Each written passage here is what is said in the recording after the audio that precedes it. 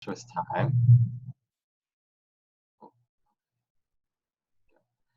So who are we? We are part of a group called the Med Mentors, which is sort of a collection of medical students at UCLA who would like to try to help out the pre-medical students at UCLA as well.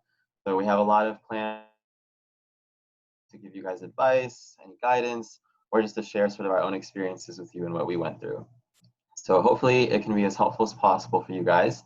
We are very fortunate to have a partnership with the Career Center. So Stacy and Christina have been very helpful in sort of getting this kicked off and off the ground. So big thank you and shout out to them. If you would also like to sort of keep up to date with some of the things that we're up to, we do have an Instagram page that will get information to you as well. And handshake events will be coming out in the future. Okay, so glad you guys are all here. At this point, we're going to dive into introductions. Quickly, we do have a Google Doc with the agenda for today linked in the chat. Please go ahead and open that up if you would like. And now I'll introduce our panelists. So if you guys can unmute and turn on your videos, go from there. And for anyone viewing, you can go up to the top in Zoom and go to gallery view, I believe, so that way you can see sort of everyone at once. So cool. Panelists, if you could just go ahead and give your name, maybe a little bit of background, you know, undergrad, major, and maybe something fun you've been doing in quarantine. Great, I'll get started. My name is Anna. I'm a first year at UCLA School of Medicine, as we all are. And I went to UC Berkeley for undergrad. My major was molecular environmental biology, go Bears. And in quarantine, I've been experimenting with baking bread. So that's been very fun. I can go next. Hi guys, I'm Nonye. I'm also an MS1. I'm from SoCal, but I went to school in Boston at MIT. I graduated in 2019, where I double majored in mechanical engineering and biology. Something fun I've been doing during quarantine. I don't know, I've been watching a crap ton of TV. It's been kind of dangerous.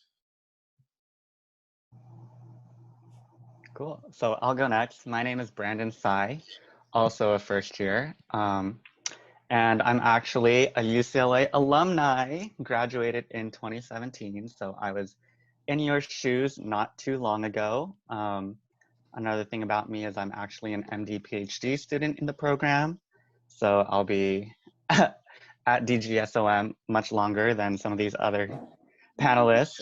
But at UCLA, I was an MIMG major.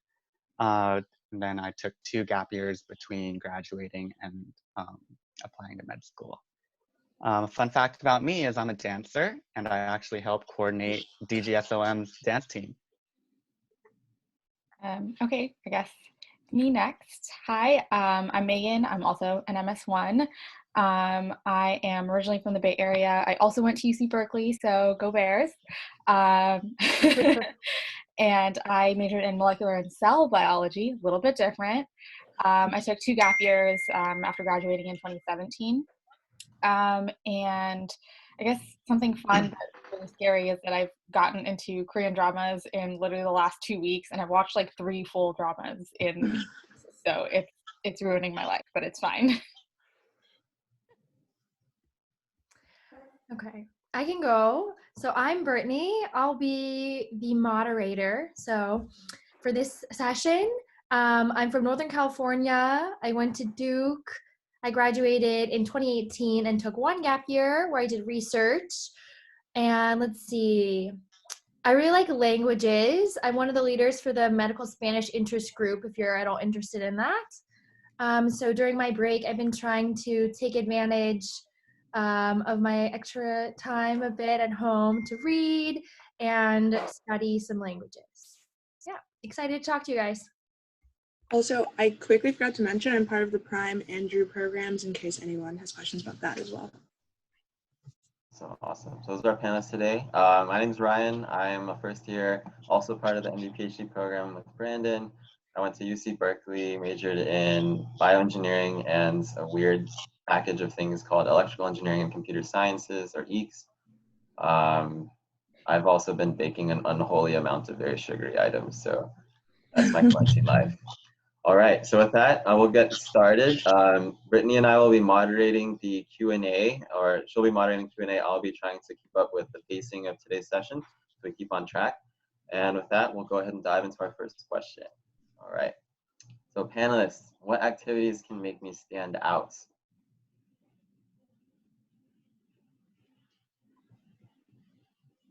Okay, I'll start. So UCLA, I know that there are like a ton of pre-med like programs and like different opportunities that, you know, are available on campus. And I just want to say that I don't think any activity in itself is more interesting or will make you stand out more than any other activity. I think the most important thing is that it's what you like gain and learn from the activity that makes it unique and helps you stand out. What I mean by that is, like, for example, hospital volunteering. You know, everyone can do hospital volunteering. It's not that unique. It doesn't really make you stand out that much. But your unique experiences that are unique to you and your own interactions with the patients that are unique to you are what is going to make that experience stand out to the admissions committee members. So another example would be like research. You know, a lot of people do research, but your own unique research project and what it means to you and how that has helped shape your interest in medicine or whatever is what will help you stand out. Yeah, I agree with everything Brandon said, and even to go on top of that is just sort of like, don't fall into the trap of, if I do this, will this help me get into med school kind of thing. I really do feel like a lot of what makes people stand out is them just doing things that they're super passionate about, whether or not those are like seemingly cookie cutter pre-med things or not, you know? If it happens to fit really nicely into medicine and the world of health, then perfect. But like, if you also happen to be like really into robotics or really into hiking, and you can speak to how you helped yourself or the community through whatever activity you're doing, I think that is like way more important than being able to say like, oh, I was a hospital volunteer or I shadowed a bunch or all of these things that like are traditionally pre-med, but like you aren't going to be able to talk about passionately if you don't really enjoy it and you're just taking off the box. Yeah, I completely agree with all that as well. And I think one of the key things when you're choosing activities to do, or when you're choosing what activities to talk about, is to choose things with intention. Be intentional about what you're choosing to involve yourself in and what you're choosing to talk about. So you are doing an activity because you want to like follow a certain passion of yours, or you want to experience a certain thing. And I think like that drive or that motivation for getting involved in certain activities is really what will make you stand out, because they'll be able to see that passion and really understand like why you're getting involved in certain things, and you're not just doing it because you think it might look good on an application. So it's all about your motivations. And I know we've said the word passion like a bunch of times, but it's like Yes. honestly like a big deal because everyone just wants to be around someone and wants to interact with people that are interesting. And the easiest way to be interesting is to be like really passionate about something and really care about what you're talking about. It's much harder to like fake that interest versus like genuinely having it. Yeah, in our entire class of like 180 people, and I know you're only talking to like 6 of us today, but like I can like 100% confidently say that like every single person in our class is like passionate about something. Like everyone has a different passion, but we like know exactly what these people are passionate about. And it's like really like awesome to be around these types of people. Yeah, I think it should be hard to fill up those, to like narrow down all the things you have to say about your activities into those however many characters in your application. You should be wanting to say so much and not really have the space to do so, you know? I'll add something quickly there, actually. So panelists, if you have any examples of activities that you did that you really enjoyed, that you may be used in your application or interview process, that would be great. For example, myself in undergrad at Berkeley, I was very much involved with something called Kawaijin Taiko, which is a Japanese drumming group. Started out my freshman year, went all the way through senior year, and passed that after I stayed for like a half gap year. And that actually was very much not related to medicine or anything like that, but I'm very, very passionate about percussion and, you know, hitting stuff. So that was something that really came out a lot in my applications and people asked about. So if you guys have examples of that, that'd be great. Yeah, I think for me at least, I was an environmental biology major. I'm really passionate about animal behavior and animals. And I kind of switched to pre-med later in my path in med school. I mean, in undergrad. So not until like my junior year was I really kind of thinking about going to medical school. And I taught a class on animal behavior. And that was like very unrelated to medicine as a whole, but it was something I really enjoyed doing. I love teaching and I love learning about animals. So it was something I was passionate about. It was one of my most meaningful activities and it really doesn't have anything to do with medicine. So that was just something I enjoyed. Totally agree. For me, that was dancing. I had danced throughout undergrad. I still dance now, obviously. And I included it in my activities, even though it's not med school related at all. And I even wrote about it in my essays as well. And the reason why it was so meaningful and I think helped my application was because like dancing for me is like self-expression, but it's also a way to like communicate with other people. So the way that I had framed it was that like I was on like an LGBT like outreach team that like did or used dance to kind of reach out and like help the LGBT community. So that's kind of how I built a seemingly non-med school related activity into my application and a significant part of my application actually. Yeah, I think for me in undergrad, it was dorm culture. I know like at UCLA, it's not quite the same, but like at MIT, like your dorm life is your life. Like you live there for all 4 years. I lived on the same floor for all 4 years. And just like the way that freshmen get placed on our floors is a really big deal. And just like so much of community comes through that. And I think getting super involved in like that world and later becoming like president of all the dorms, it really showed, I think, MIT that like I just was really invested in community. I mean, UCLA, that I was just really invested in community and just like the way that people network and come together. And while that isn't necessarily like medicine, I think that is an important aspect of like what we can bring as physicians to like our patients in our practice, is just making sure that you care about them and how they fit into this bigger world and just sort of all those little things. So yeah. For me, it was studying abroad. It was something that I just always really wanted to do. And for someone that was from the Bay Area and went to school in the Bay Area and like never really left, it was something really important to me to get another perspective. And studying abroad, I didn't get to take any like major classes or any like prereqs for pre-med or anything. It was just like classes about like culture and literature. And I think that was just a really nice break from everything else and something that I could talk about with a lot of joy when asked about it, which I think is a break from talking about all your other activities. Sometimes you're like trying to explain like why you did something or use it as an example in a situation. But this was just something that I was like, I did it for myself and to have a more like well-rounded experience in life. So Yeah, and I think since this question is about, or like this whole panel is about like standing out, I think that, you know, as you can tell from everyone's experiences, even though these aren't med school application related, you can already get a sense of like who we are, like what makes us unique, a little bit about our personality. So that's already helping us stand out. I just wanted to add on to what Megan said. So I was a neuroscience and French major.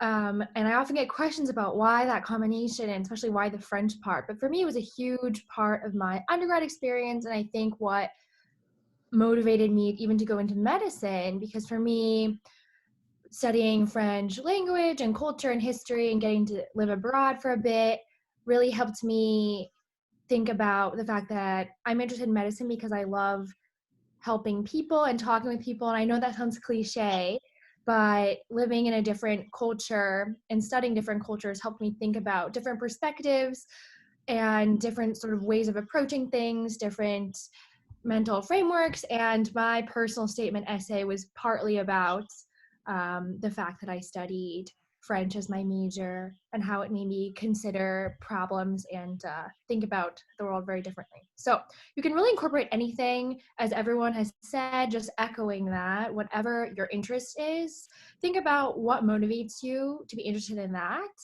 and how maybe that relates to your interest in medicine. And so, yeah, you can talk about really involvement and interests you have. All right, perfect. Thank you guys. So we'll move on to our next question now. And this consists of how do I convey interest in my application or perhaps in the interview process? So this could pertain to what you did for personal statements, your summaries of activities, or the interviews themselves. Yeah, so in case you didn't know already, on the med school application where you list all of your activities, you have the option to list 3 most meaningful activities, so to speak. And that's really your chance to highlight of all of your activities, which ones were the most meaningful for you. In other words, which ones, or that's like a way that you can convey like your interest in those activities because they were most meaningful for you.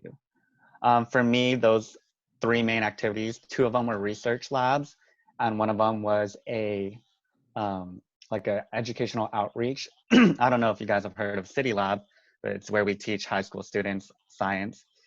And I would get asked about these 3 main activities in my interviews all the time without fail. So whoever's reading your application knows that those 3 activities are your most interesting ones. And that really just gives you a chance to highlight your interests. So in the character limit that you have to write about those activities, what my approach was to talk about what I did, but also what that activity meant to me. So I allocated an even amount of characters to answer both questions or both of those topics in this short little paragraph that you have. Yeah. And to piggyback off of that, I agree. I was asked a lot on those 3 meaningful ones that I put, but I was actually surprised by how many of the other ones people would like latch onto and ask me questions about. So like whatever you do put on there, like hopefully you can speak passionately about all of them, because there'd be ones that like I swear I didn't care so much about, but like my applicant or my interviewer would be like, oh my God, that part, like that's so cool. Tell me more about that, you know? And I think that you're as unique as these interviewers are, and like the aspects of your application that they're going to like or not like or want to hear more about really differ. So just being prepared to like talk to all of those things. And I really agree with Brandon in terms of like when you're talking about these activities, I think people always make the mistake of like, this is what the activity is. And like, for the most part, a quick, like a 1-sentence description of that, like they'll get the gist. There's tons of orgs that probably do that similar thing, but it's like, what did you learn and what did you contribute, especially if it is a group or something like that. Like that's what they really care about, because that's the difference between someone who is just a member and passive versus someone who is like a leader in it and active and hopefully made an impact. Yeah, and I think just like also going off that, never underestimate the power of like a little anecdote about something. And it is hard to fit those in on the regular activities. Maybe you can in like a most meaningful activity, but just having those stories available and thinking about those before you get into the interview.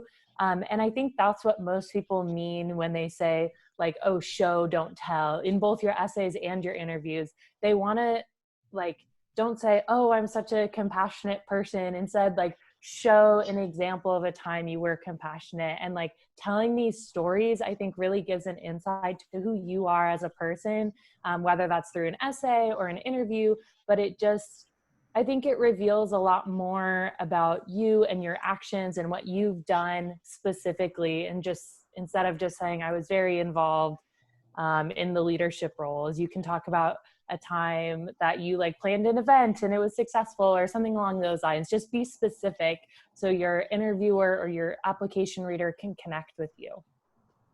I think another important thing is to try and build a narrative if possible so that your different activities kind of connect to each other. And basically by doing that, you inherently make an activity more meaningful, because if you say like this made me grow in like these few ways and then I did some other activity, it definitely shows that you're passionate about something, you're interested in it, you want to keep growing in that field. And it's a lot better than just being like, I organized this particular small event and then I did this, versus I organized this event, I gained this from it, and I went on to like join another organization because of that.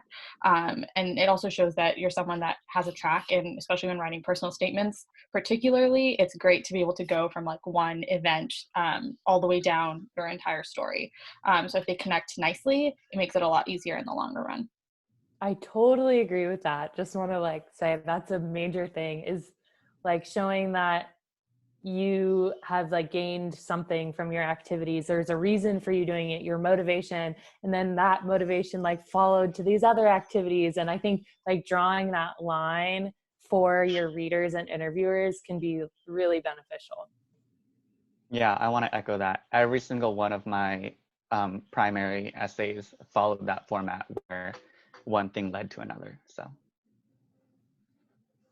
Okay, sorry to interject here. I realized I did not trigger the poll that we had for question 1, and I think this is actually a great time to do so we can get an idea of who you guys are and sort of what stage of the application process you're in. So Stacy, if you would be fine, if you could trigger the poll, we'll be able to see sort of, are you guys freshman, sophomore, junior, senior? Who are you? And in the meantime, Brandon, we did have a question come up. Is there a reason why you didn't include dance in your 3 activities? Do med schools prefer these activities to be related to medicine? Let's see. So dance I had written about in my personal statements. And I mean, I think what we get like 10 or 15 activities, dance was meaningful, but it wouldn't have been my top 3 for sure. But it was included in my activities. I also think to like a point, like to highlight something that Brandon just said, is you have so many facets of your application and there's so many parts of you, and you don't want to talk about one almost too much. You know what I'm saying? Like use each different space as an opportunity to highlight something else, because they're reading the whole application. So it's like if you wrote about 2 things in your personal statement and you have your in the activities, you put those, and then like let's say you got a secondary and they have other questions there, like take those opportunities to hammer a different point home, because they are reading and seeing it as a whole unit. So like even if one thing is super important to you, like they'll get it the first time you say it, and use it as an opportunity to show that there are so many different facets of you. I agree. All right, yeah. Yeah, for example, for me, I mentioned the drumming was a big part of my undergrad experience. I wrote about that very thoroughly in the extracurricular application. I think that was probably the main thing that people would talk about, because I mean, everyone has pre-medical experiences. Most people have done shadowing. Most people have either done some sort of research or clinical involvement. But I mean, what is this thing called TICO that I've never heard about? That was a question I got so many times. Emphasize anything that you feel is very important to you. Okay. And are we able to see the poll results, Stacy? I'm sorry, I'm a little technically challenged here. Okay. Perfect. So here are results. So we have a good divide between sort of all the different types. All right. So hopefully this is helpful for you guys. All right. Perfect. With that, I think we'll move on to our next section. What can I do during a gap year or more? So increasingly, there are many students that choose to do gap years. So what did you do if you did do a gap year? What contributed to deciding whether you wanted to or not, if you did or did not? Yeah, get away. So I took one gap year and I worked at a nonprofit in rural Alabama, which I really enjoyed. It was a really kind of transformative experience for me. But keep in mind, if you're kind of earlier in your pre-med career, that your applications will be due like almost a year, I guess a little over a year before you actually matriculate into school. So if you're taking just one gap year after you graduate, you'll be applying kind of right after you graduate and sending in that primary application and doing secondary applications kind of in late summer, early fall. And then you won't matriculate until the following fall. So if you want to be able to like do a full year of activities after you graduate, but before you apply, you'll need at least 2 gap years. So that's just something to keep in mind. It's becoming like way more common for people to take gap years. The other panelists can talk about if they took a gap year or multiple or not. But I think it was really beneficial for me, at least, to be able to show kind of where my passions in medicine had led, especially since I was kind of late to join the pre-med train. And also just to like have some time to figure out my life before starting med school. So I really enjoyed it. So I took 2 gap years, so a little bit different. For me, I think I wasn't quite sure when I was going to apply to med school. It was kind of on my radar as something that I wanted to do when I graduated, but I hadn't even taken my Mcat at the point of graduating. So given that there was no way that I could apply with 1 gap year, it was 2 or more. So it kind of factored into how long I needed to take to get ready to actually apply. So during my gap years, I was working in clinical research at Stanford.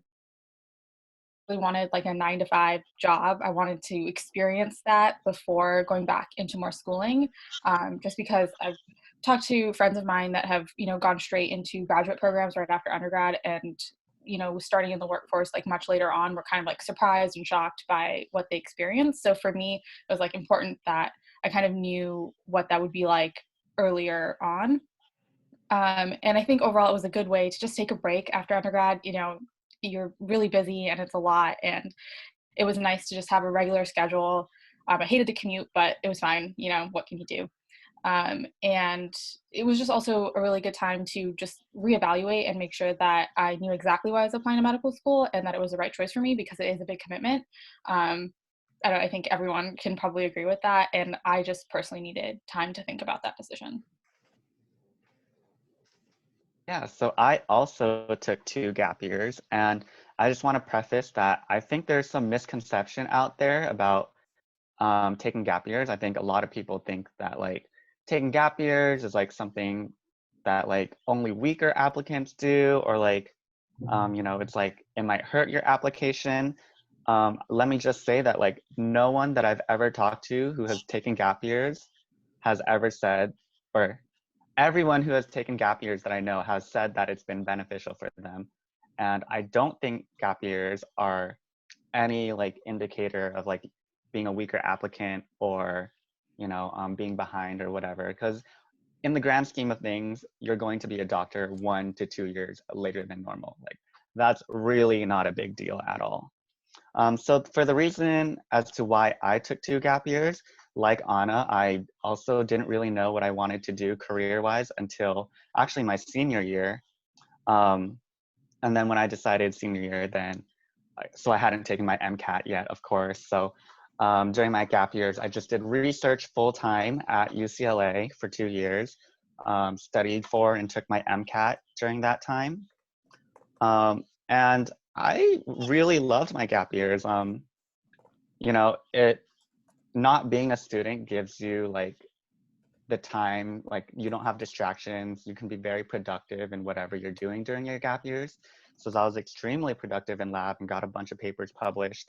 And it really just gives you a chance to like have a life outside of academia, kind of grow up, be an adult, live on your own, not be in this like academic bubble, because you're gonna go back for another 4 plus years. So I definitely grew and matured a lot during those 2 gap years as well. So I personally always encourage my friends and people that I advise to take gap years because, yeah. Well, I can speak to not taking a gap year. I would say I did fall into the trap that Brandon is talking about in terms of having pre-health people and people in my life will be a weaker out. Like if you're not good enough to apply straight out, like why not? Like you probably shouldn't go to med school kind of thing. So it was more of like a challenge for me. I was like, I think I can get in straight out kind of thing. But I also think it's because I didn't have a lot of resources through my pre-health office or like in my family or anything like that to know what I would do with a gap year. And I think I was really scared of that uncertainty. And I don't know, when you've been going to school forever, like what's more school kind of thing. And I do feel as though everyone that I've met that has done gap years has just like this wealth of experience that I've always been super jealous of. I think that they're like, listening to all the different things they did, there are tons of things that I could have done in a gap year that I feel like would have really enriched me or would have had so much fun with. And like learning how to not be a student for a little bit would have been really good for me, I feel like. So as even a non-gap year person, I totally wish I took one. I advise people do take one. I definitely felt a little more burnt out towards the beginning of med school as a result of just like hammering through without any breaks. And yeah, I just don't fall into that trap of your application won't be as strong, because if anything, it's stronger for all the different experiences that people have had and things that I think I was given a buy because they look at the timeline and like, okay, well, she couldn't have done a full year of just research because she just came straight out. But I do think that they probably would have loved it if I did, you know. But they also don't hold it against you if you don't take a gap year and don't have these experiences, just so that I say the other side, you know. They do realize that if you're coming straight out, you do have a different set of opportunities based off the time constraints that you can work with. So they're not expecting you to have done a full-time job or anything like that. But they do want you to do the most you can with the experiences you have in undergrad. Yeah, I just wanted to chime in about the gap year topic. So I was pre-med throughout college and at first was really determined to go straight and didn't really see any reason to take a year in between. But I ended up taking 1 year, and I'm would say that there's no really right answer for everyone. They have a different journey. They can take 0 gap years or 10 gap years, and it's quite individualized. So don't feel pressure to do either way. And also don't feel pressure to do a specific thing. When I was looking at gap year jobs, I applied to things like in health policy, teaching. I ended up doing research. I applied through a fellowship program called Fulbright, where you can do a research year or a teaching year abroad. So I was in Switzerland, which was amazing and a nice sort of break and change of pace for me. But really there's no like correct path. So I just don't want you to feel pressure to do something. A lot of people do, for example, lab, but you can be a consultant. I have some friends who've gone to work in business, who've done public health. You can do a master's in something like history or bioethics. So there's a lot of different routes out there. Yeah. I'll chime in here as well. And while I'm doing so, Stacey, if you could trigger our next poll, where we'd like to see how many of you are thinking about gap years and whatnot. So while that's the case, I was in a very odd situation. Because of my double major, I was sort of behind on like 1 or 2 classes. And that was one of the reasons I chose to do a half gap year. So I actually ended up doing 1 extra semester, and by virtue sort of had to do a gap year, if you will. But the other was actually because I took the Mcat twice. And the first time around, I was not prepared for it properly. My head was not in the game. I was trying to do too many things at once while studying for the Mcat, and it didn't go as well as I would have liked. So I ended up taking it a second time, and that was sort of where I was in terms of I needed to wait another year in order so I could take it during the summer. So our poll results, looks like 75% of you guys are currently considering doing 1 or more gap years, and 25% of you are not. So that's kind of close actually to the 2019 stats of the class, of our class actually. So the AMC conducts a matriculant questionnaire, and approximately 65.2% of people acknowledge doing 1 or more gap years. So it is becoming increasingly prevalent. That being said, I would like to encourage all of you to think about your motivations for a gap year. Don't feel pressured one way or another. Like if all of your friends are trying to do it, then don't feel like you have to go out and get a job or do research or whatnot for a year. If you want to go straight through, you can totally go straight through. If you do want to do a gap year, know that you're not wasting your time. There are many things that you can do that can be beneficial for your maturity, your life experiences, and just sort of your overall perspective. So anything else to add for this one, you guys? All right. So with that, we'll move on to our last official question, and this is particularly pertinent given our current global situation. What can I do in self-quarantine, whether that is for targeting pre-med activities or application things or otherwise? So I'll just chime in here to give a quick plug for our Instagram, which is at UCLA Med Mentors. We had a post about that about a week and a half ago, talking about different ways you can volunteer or get involved during this crisis. And there's many, many ways that you can continue to volunteer or pick up new volunteering activities. Or if you're preparing your application, this is a perfect time to be working on essays, starting to brainstorm things. Even if you're a year or 2 years out, you can still start. I recommend people start by just writing down those little anecdotes, writing down like lessons you've learned from your different activities, and then you can use those to pull into a personal statement or secondary essays later on. And so just like having a list or a journal or something with all of those ideas will give you some great content to work with later. But some of the ideas that we recommended, there's a website called LA COVID Volunteers .org. Com? Sorry, wait. Check the Instagram. I have it posted on there. I think it's org. Org. Okay. LACOVIDvolunteers.org. You can sign up to be a volunteer. I'm currently helping with childcare for 2 UCLA physicians. It's incredibly rewarding. A great way to give back. If you have extra time, you can also sign up to do grocery deliveries. You can help make masks. There's like tons of ways to get involved. You can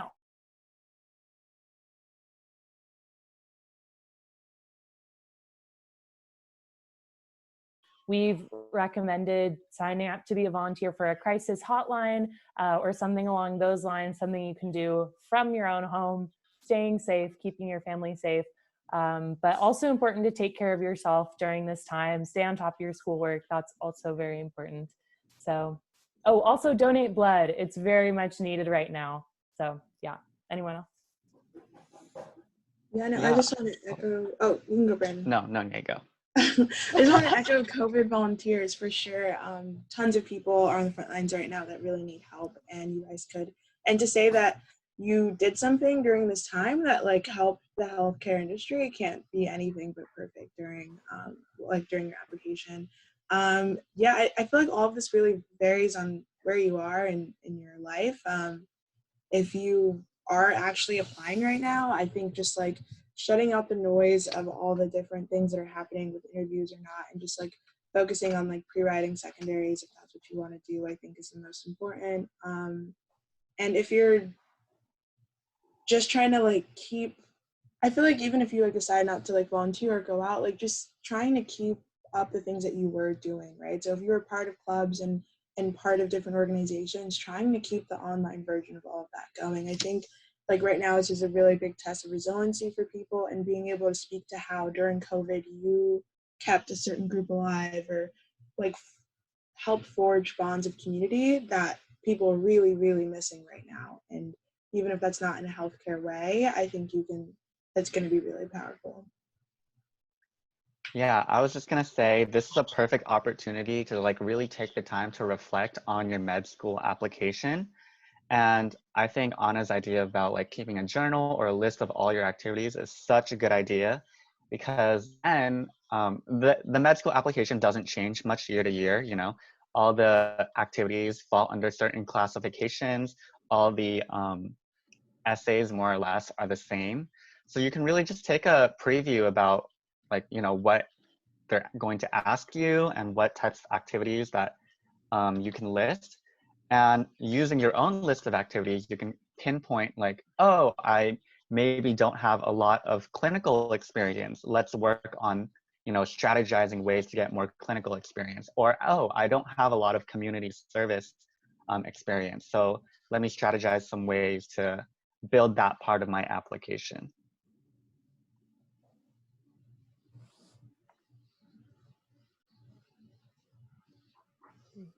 All right, any other points to add about what you can do in self-quarantine?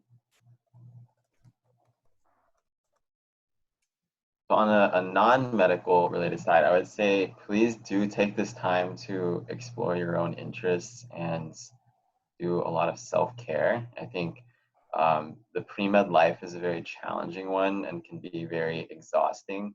You probably are constantly feeling like, oh, you know, my really amazing pre-med friend is doing this or my other one's doing that. I should be doing all those things too.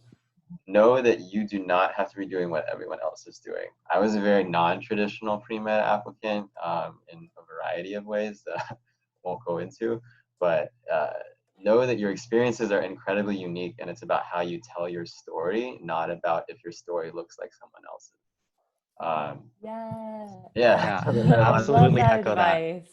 Absolutely echo that. I didn't do any of the big UCLA pre-med programs that you can think of. Didn't do any of that. And you know what? It doesn't matter because my experiences were unique to me and it made me stand out. So don't feel pressured or discouraged if like, I mean, I got turned down from all of those programs, but like whatever. Anything else to add? Brittany, did you have anything? Just echo what everyone else has said. Definitely, I feel like there's a lot of pressure to sort of check the boxes and that there's a pre-med path to be followed. But everyone has their own personal journey to medicine. I know that can also be frustrating because as someone who likes to plan, I like to know sort of like what are the steps I need to take. But your story is very valid and it's what sort of brought you to medicine. So think about during this time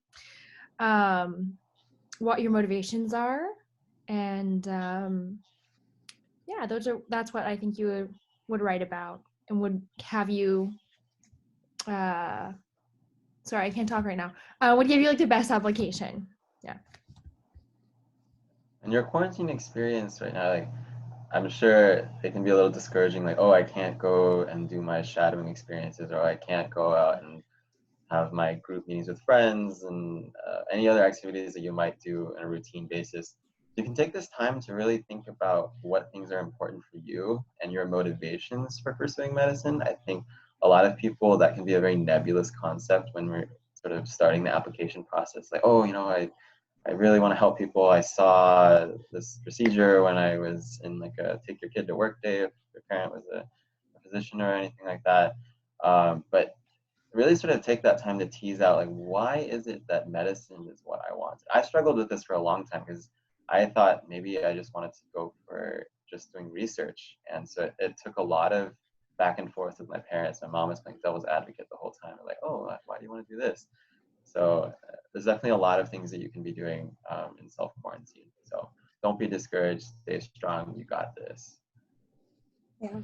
I also think, and this is random, like I feel like if you're studying for the Mcat right now and this is just my personal opinion, but if your date is like more than a month in the future and with all these quarantine things, I'm not sure I would stress about like continuing to like study for it like it's your life right now, given that with COVID, all that stuff can change and people will be flexible, allowing you to take at different times and different dates. So I don't want you to be in this suspended MCAT studying for all of this time, you know?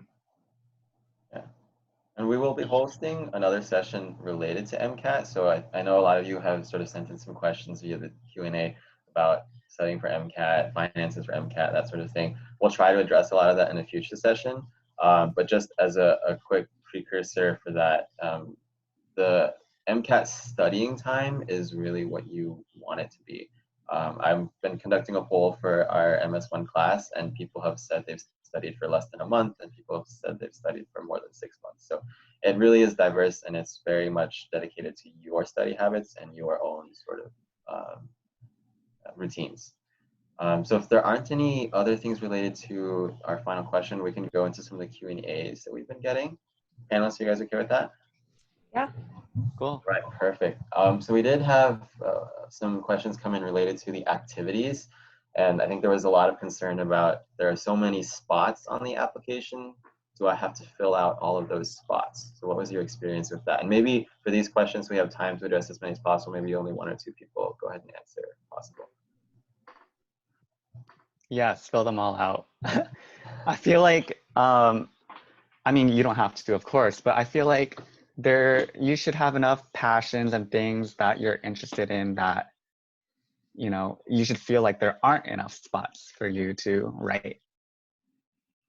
I just want to, I don't know. I feel like it's definitely not necessary to fill them all out. An alternate perspective, I think filling them out just to fill them out is not a good strategy. Only fill them out if you're really like, if you have a legitimate activity to go in those spots. And so I think quality over quantity is important in those, so they can tell if you're just like putting random stuff in the slots.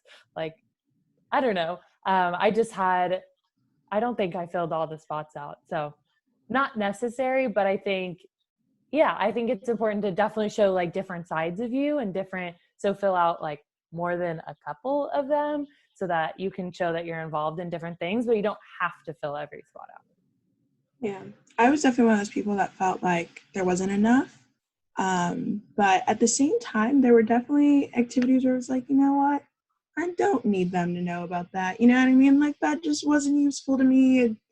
It happened, but I barely remember it happened. So, like, I do, like, echo both parts. Like, hopefully you have enough that you can fill them out, but at the same time, do not put something on there that you don't even really want to talk about, because watch it be the one that they ask you all the time. Yeah, exactly. I don't want to say anything about it. Yeah. Okay. We'll try to move on to a new question to get a chance to get through as many as possible. There were a lot of questions that came in about research, both for students pursuing MD, PhD, and those not. Can you very briefly describe, like, did you do it? Did you feel it was necessary? What'd you get out of it? Maybe we can start with people who didn't answer our last question. Well, then I can go. I did all the kinds of research. I tried everything. So I did sociology research, I did public health research, I did basic science research, and then finally my job was clinical research. So I tried absolutely everything. And that goes to show that sometimes things don't always work out, because I tried all of those things and realized that most of them were not my passion or my interest. And I'm still in medical school despite not liking all those kinds of research. So you don't have to love research to get into medical school. I wasn't published or anything. And at the end of the day, I did like clinical research out of all of them, because I ended up doing that for 2 years and it was nice. But I just want to put that out there, that it can be something that you're not passionate about too. So. Yeah, I can speak to this a bit. I was involved in clinical research, translational research, basic science research, and then some French research. And research is something that I find really fun and interesting. And I think personally, I want to be part of my career. Obviously, some lab experiences were I liked more than others. I think there's some pressure to research as a pre-med, but like Megan said, don't feel that you have to like it. Maybe if you have an opportunity, try it out and see what it's like, but don't feel like you have to stay in that lab if you don't think it's a good fit, or stick to research in general if it's not something that interests you. Some people come into med school with research experience. Some people don't have research experience. And it is really just a sort of a range of experiences among people in medical school who are all going to be doctors. And of course, in medical school, you also have opportunities to try out research if you don't get an opportunity in undergrad. So yeah, that's what I would say about it. All right, we'll try to move on to a new question here. A quick note from me. I know a lot of pre-med students who have told me, like, oh, I hate research. Like, do I have to do it? I like just hate it. I don't think it's something you have to do. I think it's something that can only help if you can talk about it. But again, it's not something you have to do. We did have some questions come in about gap years. For those of you who did take gap years, was it hard to take time off from work to go to interviews? Was it difficult to come back after having those gap years? What was that like?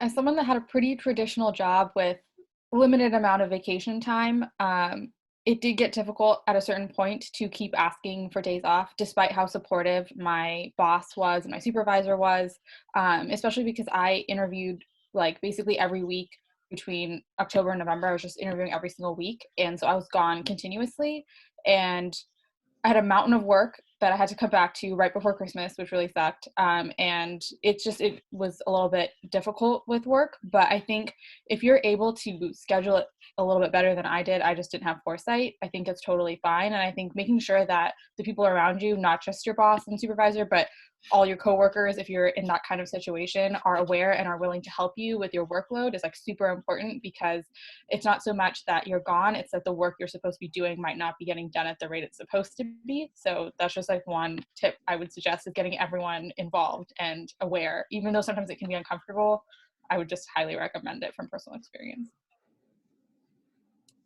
Yeah, for me, I was very upfront with my employer. I was applying to medical school, and that at some point I would have to leave for interviews. And as long as you're straightforward and like upfront about it, you know, they should be pretty understanding about that. I agree with that.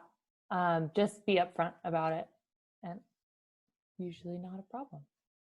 All right.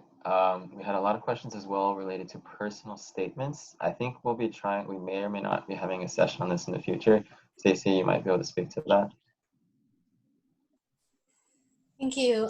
We have not mapped out the Med Mentor schedule for May, but we are definitely looking at the themes that come from this to help determine what our May topics may be. So I would say it's likely there will be a personal statement one coming up. But the Career Center is having a webinar on writing a personal statement for medical school, and that's actually coming up this Thursday, April 9th. So if anyone's interested, it takes a really deep dive into how to construct your personal statement, and you can find the information on Handshake or at the Pre-Health at UCLA Facebook page. Perfect. Yeah, go check it out, guys. Maybe just in these last few minutes, if you guys can briefly talk about what you included in your personal statement, if you are comfortable sharing, and then share any tidbits of encouragement or other advice you'd like to bestow upon our wonderful attendees. I can take the question. So for my personal statement, I would say overall blanket statement with personal statements and the application. Talk about things that are meaningful to you. And to tie it back into the research question, some people asked about publications and such. I would say when you're thinking about your research experience, what's most relevant to applying is that you have meaningful experiences that you can talk about. So if you have publications, that's amazing. But if you don't really have things to say about those experiences, it's not really as helpful, because they will ask you in your interviews, like, what did you learn from this? How did you develop skills that are transferable to medicine, even if it's not exactly the same? That kind of thing is what people care about versus the sort of like on paper. So for my personal statement, I talked, as I mentioned, a little bit about my French major and what that meant to me. I talked about a research project I did. I talked about a service program that I was involved with, and sort of tied 3 major activities that I felt were important to me and my story. It's hard to know what to include. I went through a million drafts, a million, and I would really encourage you just to sit down. What I do is like sit down and let myself have a document that can just be junk. Like I can write anything, any idea that comes to mind, and not edit myself and see what happens, and then let yourself sort of like freely talk about things, and then slowly edit it down to your final form. So a lot of the activities and descriptions went in my sort of 15 main activities section, and the personal statement talked about some major activities, but generally like sort of me as a person and my motivations and the relevant activities that were selected, and not exactly like what exactly I did in each of them, if that makes sense. I can speak really quickly. I think for me, I think someone else mentioned it, but narrative. I think just really walking through like when like how I decided medicine was for me, you know, like helping people, but in which way, you know, like I was into engineering, I could have done it that way. I got a biology degree, I could have done it that way. So why medicine? And then in terms of tidbits, I just feel like, you know, I think the best piece of information someone gave me was like when they interview, when they read their application, they're thinking like in 10, 20 years when you're an attending next to them, do they want to work with you? And do they think patients are going to like receive the best care from you? And I think that when people get too in their head or too about like, I'm trying to be better than someone else and too like, how do I game this system? You lose sight of that. You lose sight of just being a person that other people want to be around. And I feel like that's so much of what this application process is trying to get at. Like, can you be a good doctor that works with other doctors in making sure patients get healed?